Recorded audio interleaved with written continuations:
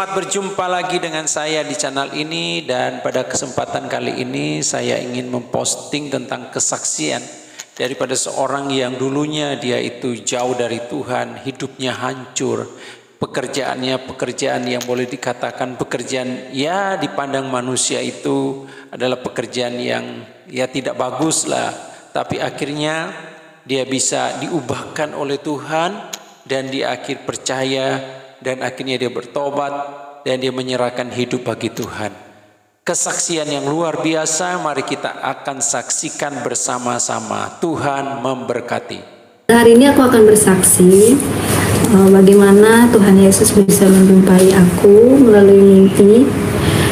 Terutama untuk pertama kali ini aku bakal ngomong dulu ke kalian, memberitahukan ke kalian bahwa sebenarnya sebelumnya aku ini adalah seorang pemandu lagu yang biasa notabene-nya di pandangan orang kalangan masyarakat itu pemandu lagu itu ya perempuan yang kotor lah ya, yang kotor gitu. Tapi puji Tuhan, Tuhan pakai aku dan mengubahkan semuanya sampai pada hari ini. Sampai pada hari ini kuasanya benar-benar masih saya rasakan sampai saat ini. Ya, pertama waktu itu aku jatuh pulang kerja malam sekitar pukul jam 12 malam aku pulang, aku mengalami kecelakaan, dan disitulah mulainya Bapak memberikan mujizatnya sama aku ya, terutama pada saat aku dibawa ke rumah sakit. Tuhan memberikan kekuatan dalam hati aku supaya bisa menerima apapun yang aku dengar melalui dokter. Dokter bilang aku ini patah tulang, aku ini sudah sulit untuk berjalan, tapi puji Tuhan semuanya itu dipatahkan sama Tuhan. Dan sampai saat ini Tuhan sudah memberikan aku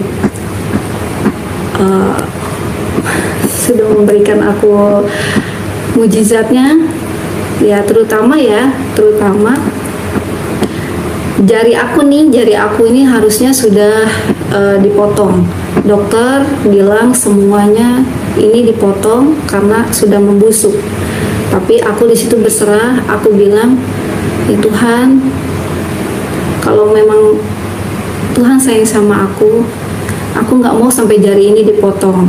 Sampai akhirnya Tuhan menjawab semuanya dan aku dikasih petunjuk dan aku diberi dokter yang benar-benar bisa mengatasi jari aku tanpa harus dipotong. Dan kaki aku yang dokter bilang aku bisa jalan dalam 2 tahun, tapi Tuhan mematahkan semuanya. Tuhan memberikan aku kesehatan seperti semula, aku bisa jalan, dan sampai akhirnya aku jalan itu di fase 3 bulan aku udah bisa jalan, aku udah bisa sembuh, aku bisa lari, dan puji Tuhan aku di situ makin merasa Tuhan baik banget gitu, baik banget sama aku. Akhirnya aku melalui mimpi yang pertama aku ketemu sama Tuhan. Jadi waktu itu rumah tanggaku lagi ribut sama suami, sampai hampir aku pisah. Nah, disitulah mulainya Tuhan datang ke mimpi aku. Tuhan bilang sama aku, dia datang di dalam mimpi itu. Tuhan nyamperin aku. Awalnya ada cahaya putih, dan cahayanya itu terang banget sampai aku tuh nggak bisa melihat gitu. Nah, di situ lama-lama Tuhan Yesus itu maju sampai cahayanya mulai menghilang dan dia tepat di depan aku. Terus dia bilang sama aku, jangan sedih, semuanya akan baik-baik saja gitu. Dan sampai akhirnya dia meluk aku dan aku ngerasa pelukannya itu nyaman banget, nyaman senyaman-nyamannya, sampai aku ngerasa semua beban yang ada di pundak aku itu runtuh gitu, hilang. Dan sampai akhirnya aku bilang ke suamiku bahwa aku dijumpai Tuhan Yesus gitu kan, tapi suami nggak percaya. Sampai akhirnya Aku ngalamin mimpi lagi di malam yang kedua. Tuhan bilang semua akan baik-baik saja. Jadi nggak perlu ada kekhawatiran lagi di dalam hidupmu, di dalam hatimu. Tuhan bilang seperti itu. Ya, sampai akhirnya aku bangun lagi di jam 3 pagi, aku terbangun, aku cerita sama suamiku. Suamiku masih nggak percaya nih, gitu. Sampai akhirnya mimpi yang ketiga, aku dimimpiin pengangkatan, hari pengangkatan. Ya, awalnya itu aku melihat ada sebuah tangga terbuat dari awan. Itu awannya tuh besar banget, jadi aku ngerasa kok ini tangga terbuat dari awan. Aku rasanya ingin nginjek gitu kan, aku ingin menginjakkan kakiku ke sana. Ini kalau aku injek bisa apa enggak ya gitu. Sampai akhirnya aku nyoba satu anak tangga, oh ternyata ini bisa loh diinjek gitu. Sampai akhirnya aku coba lagi naik tanpa aku sadari aku sudah berada di tengah-tengah anak tangga terbuat dari awan tersebut. Dan pas di tengah-tengah itu aku mendengar banyak suara orang sedang bernyanyi-nyanyi. Ya aku makin penasaran, kataku kok banyak suara orang bernyanyi gitu. Akhirnya aku naik lagi ke anak tangga tersebut. Sampai aku di ujung anak tangga tersebut, aku melihat banyak ribuan orang sedang bernyanyi.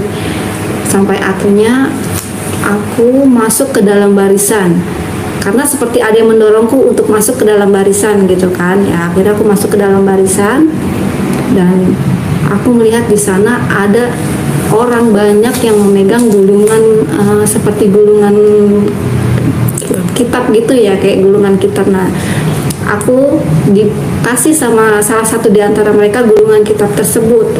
Ya aku bingung, karena aku kan belum tahu ya saat itu. Aku bingung apa yang harus aku lakukan gitu.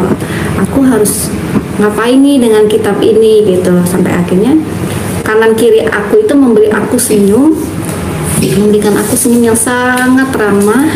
Sampai akhirnya aku masuk lebih dalam lagi, dan yang aku lihat di sana ada seseorang yang duduk di bangku yang besar banget, memakai mahkota emas. Yang aku baru tahu ternyata oh itu loh Tuhan Yesus gitu, yang sedang duduk di tahtanya gitu. Dan tanpa aku sadari aku sudah berada di paling depan, dan aku lihat di sana tuh orang tuh banyak banget kanan kiri aku, dan di tengah-tengah itu ada Tuhan Yesus sedang duduk di tahtanya. Dan di depan Tuhan Yesus banyak malaikat-malaikatnya yang memakai ring juga, dia memakai sayap. Yang aku lihat ya, dia memakai sayap besar. Dan di situ Tuhan langsung menunjukkan bahwa oh ternyata ini loh surga yang sebenarnya gitu loh. Dan aku sebelumnya kan aku muslim ya, jadi aku ngerasa oh ternyata surga yang sesungguhnya itu seperti ini gitu kan. Ya akhirnya aku melihat yang lain pada membuka buku kitab tersebut ya, gulungan kitab tersebut. Aku ikut membukanya, dan aku nggak ngerti tulisan apa ini gitu, dan apa yang harus aku baca, karena aku nggak ngerti dengan tulisan ini gitu ya. Sampai akhirnya ya aku terbangun, aku mimpi lagi pengangkatan.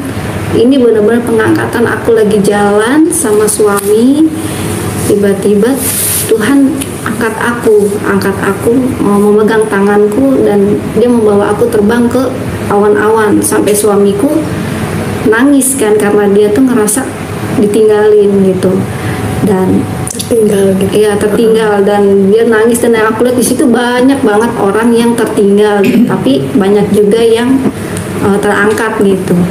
Sampai akhirnya aku terbang ke awan-awan, aku diajak ke awan-awan itu, aku dikasih lihat surga. Dan setelah dikasih lihat surga, aku dibawa ke neraka. Aku dikasih lihat neraka. Awalnya tuh aku lihat banyak orang, suara orang yang teriak-teriak kesakitan, minta tolong. Tapi aku nggak bisa melihat di mana orangnya gitu. Dan ternyata Tuhan nunjukin aku ke salah satu pintu, yang pintunya itu besar banget dan dijaga sama salah satu mungkin malaikat kali ya gitu, malaikat yang jagain di situ. Akhirnya pintu itu terbuka dengan sendirinya. Aku masuk ke dalam sana, itu tuh gelap banget, hanya seperti cahaya merah yang ada gitu kan, dan itu panas sekali. panas sekali. Aku lihat di sana banyak orang yang disiksa, aku lihat banyak orang yang dijadikan seperti makanan yang dipanggang gitu loh, bakar yang di kambing guling seperti itulah ya. Terus itu jalanannya pun hanya cukup satu orang aja gitu, setapak lah kalau kata kita ya, cukup setapak aja. Dan di sana tuh aku lihat banyak orang yang disiksa, ada yang ditarik mulutnya sampai robek dan akhirnya nyatu lagi, digituin lagi, dan yang perutnya yang tadinya mengecil lama-lama membesar dan meledak perutnya ya kan, sampai keluar semua isinya gitu. Sampai aku tuh ngerasa, ya Tuhan, apa yang mereka perbuat gitu sampai mereka bisa seperti ini. Dan aku ngerasa aku nggak kuat di sini, aku takut, aku mau keluar Tuhan. Aku bilang aku nggak mau di sini. Tapi Tuhan kasih aku satu penglihatan lagi.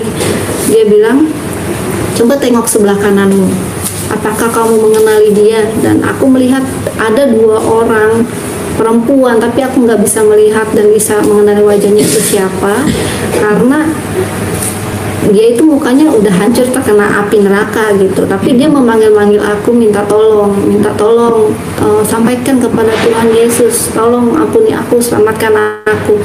Tapi begitu aku lihat ke Tuhan gitu, aku lihat ke Tuhan, Tuhan bagaimana, apakah Tuhan bisa selamatkan dia? Tapi Tuhan bilang tidak bisa, semua sudah terlambat gitu ya. Awalnya aku nggak ngerti maksudnya apa gitu, maksudnya apa terlambat seperti itu. Akhirnya Tuhan menjawab, itulah jalan yang dia pilih, bahwa dia sudah memilih jalannya ya jalannya ternyata salah gitu, dan ya itulah konsekuensinya gitu. Jadi aku ngerasa ya aku nggak bisa nolong sama sekali, aku cuma bisa nangis, aku cuma bisa doa buat mereka, sampai akhirnya aku melihat mereka terbawa arus api dan hilang, termakan sama api tersebut. Ya dari situ aku bilang, Bapak, aku nggak mau di sini lagi, aku mau keluar dari sini, aku mau keluar. Sampai akhirnya Bapak keluar, ngajak aku keluar, dan di situ aku terbangun. Aku bilang sama suamiku, aku bilang, aku mimpi seperti ini aku ceritain. Dia nggak percaya gitu kan, ya terserah lah, aku pikir ya yang penting aku udah ceritain apa yang aku alami gitu. Sampai akhirnya aku diberi pengangkatan lagi, mimpi pengangkatan lagi. Dan ini benar-benar yang ketiga itu aku lihat dunia itu udah gelap. Itu kejadiannya sebelum memasuki tahun 2023. Dan aku lihat tuh bumi gelap segelap-gelapnya, dan di situ banyak orang yang terangkat, tapi lebih banyak yang tertinggal. Dan aku beruntung di situ, aku termasuk salah satu orang yang terangkat. Dan yang Tuhan sampaikan, ya Tuhan itu bilang kita ini sudah mendekati akhir zaman. Makanya Tuhan minta agar semua kita ini bertobat. Ya makanya aku sampaikan kepada teman-teman, kepada suamiku juga, bahwa kita ini sudah mendekati akhir zaman, makanya dulu deh kita bertobat. Aku bilang seperti itu kan. Ya namanya pemberita seperti ini, ada yang percaya, ada yang enggak, pro dan kontra kan. Cuma balik lagi ke mereka, yang penting aku sudah menyampaikan gitu. Dan sampai akhirnya aku tuh mimpi lagi bahwa nanti bakal ada bencana. Waktu itu kejadiannya di Cianjur ya kalau nggak salah tuh, kejadian Cianjur. Dan sebelumnya itu aku diberitahu bahwa bakal ada orang yang mengolok-olok Tuhan, bakal ada orang yang mengejek-ngejekkan Tuhan, dan di situ Tuhan murka. Sampai akhirnya aku bilang sama suamiku bahwa nanti bakal ada kejadian gempa bumi, dan bakal ada kejadian jembatan penyambung dari satu daerah ke satu daerah lain itu akan terbelah. Aku bilang seperti itu. Dan nggak lama kemudian tuh, 2 hari kemudian, kejadian bahwa di Cianjur ada gempa, dan di situ banyak bantuan dari para kita ya kaum Kristiani akhirnya ditolak sama mereka yang agama sebelah gitu, ditolak. Ya akhirnya ya di situ aku ngerasa sebenarnya aku merasa kayak berdosa ya, berdosa maksudnya aku nggak nyampein ini ke banyak orang, cuman kan aku bingung saat itu aku harus nyampeinnya ini kemana gitu, bagaimana caranya, aku belum ngerti gitu. Sampai akhirnya ya aku memutuskan untuk baptis, aku mau baptis, aku mau pindah, aku yakin bahwa aku sudah memilih Tuhan Yesus untuk menjadi juru selamatku, aku bilang seperti itu. Akhirnya aku baptis, dan setelah aku baptis, aku tuh mengalami lagi bahwa Tuhan bilang sama aku, sampaikan kepada orang banyak bahwa akhir zaman sudah dekat, dan kepada mereka untuk segera bertobat.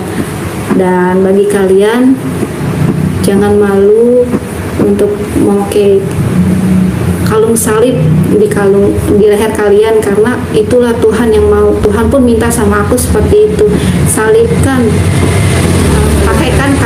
pakaikan salib ini di lehermu gitu. Jadi aku ngerasa ini udah bukan pesan buat aku aja, ini udah buat banyak semua orang. Jadi ya aku berharap untuk saudara-saudaraku di sana yang menonton acara ini, semoga bisa kembali lagi ke jalan Tuhan, bisa segera bertobat, karena Tuhan itu udah akan segera datang, dan Dia tuh selalu bilang aku untuk sampaikan kebenaran ini. Makanya kali ini aku sampaikan kepada kalian bahwa kita ini sudah mendekati akhir zaman, dan sudah akhir zaman sebenarnya. Iya, sudah akhir zaman. Ya Tuhan itu gak lama lagi bakal datang, dan itu yang Dia bilang sama aku. Makanya bertobat, untuk teman-teman yang belum tobat, ya baptis deh, kalau bisa baptis ulang, Baptis salam. ya baptis salam lagi, supaya kita itu bisa ikut terangkat kawan awan. Amin. Terus ada lagi nantinya dari kecil misalnya. Oh ya, yang dari awal itu. Ya sebenarnya aku tuh udah meyakini agama Kristen itu udah aku dari umur berapa ya waktu itu, SD lah ya, SD sekitar kelas 4. Nah di situ tuh aku tuh udah sebenarnya udah meyakini, cuman selalu ditentang sama keluargaku. Waktu itu ada salah satu sinetron judulnya Buku Harian Naila. Nah di situ tuh ada lagu Ku Telah Mati. Nah sebenarnya kalau menurut aku itu sebenarnya udah clue buat aku di situ. Nah aku dengerin lagu itu selalu dimarahin, ganti, kenapa kamu nonton itu, ganti, itu lagunya, itu filmnya orang Kristen, ganti, nggak boleh. Tapi aku selalu curi-curi aku untuk nonton, aku pelajari, aku dengerin firman-firman Tuhan, dengerin lagu-lagu pujian, sampai akhirnya aku memantapkan diri gitu. Dan aku sering dicuri-curi datang ke rumah temanku yang di rumahnya itu sering mengadakan ibadah gitu. Setiap hari Minggu rumahnya selalu dipakai buat ibadah, dan aku diam-diam aku kesana. Aku ngerasa kok nyaman ya gitu, kok aku nyaman gitu. Akhirnya ya udah, makin lama aku makin yakin sampai akhirnya aku dipertemukan sama Tuhan. Dan begitu aku naik ke atas awan itu pun yang aku dengar itu lagunya sama, ku telah mati dan tinggalkan, seperti itu. Aku rasa loh, ini kan lagu yang beberapa tahun lalu aku dengar gitu, maksudnya apa ya, tujuannya Tuhan gitu kasih aku lagu ini lagi, sampai akhirnya aku dibaptis pun lagunya itu lagi gitu loh. Yang mungkin Tuhan pengen aku bertobat gitu kan, gitu ya. Mungkin Tuhan pun pengen aku bisa menyampaikan ini ke kalian, bahwa Tuhan itu sayang loh sama kita gitu. Tuhan itu nggak pengen kita ini tersesat terlalu jauh gitu. Makanya ya Tuhan mungkin pakai aku untuk nyampein ini ke kalian, dan ini bener adanya gitu. Yang selama ini aku kira nggak mungkin, mana mungkin gitu. Setiap aku dengar kesaksian orang, nggak mungkin, tapi ternyata aku ngalami sendiri gitu. Sampai akhirnya aku mutusin pindah, dan banyak banget sih halangannya. Memang aku sadari mengikut Tuhan itu nggak mudah, pasti ada prosesnya. Tapi aku percaya ketika kita mengimani, kita percaya Tuhan bakal beri jalan gitu. Sampai saat ini puji Tuhan ya, ada aja gitu, walaupun aku udah berhenti kerja tapi ada aja. Oke, kesaksian yang sangat memberkati. Mari bagi kita yang sudah percaya Yesus, tetap setia kepada Tuhan. Dan biarlah hidup kita menjadi berkat bagi banyak orang. Kalau masih terikat dengan kuasa-kuasa kegelapan dosa, ayo kita lepaskan itu. Karena kita mengikuti Yesus harus hidup benar dan kudus di hadapan Tuhan. Kiranya dengan video ini Anda diberkati dan Tuhan memberkati.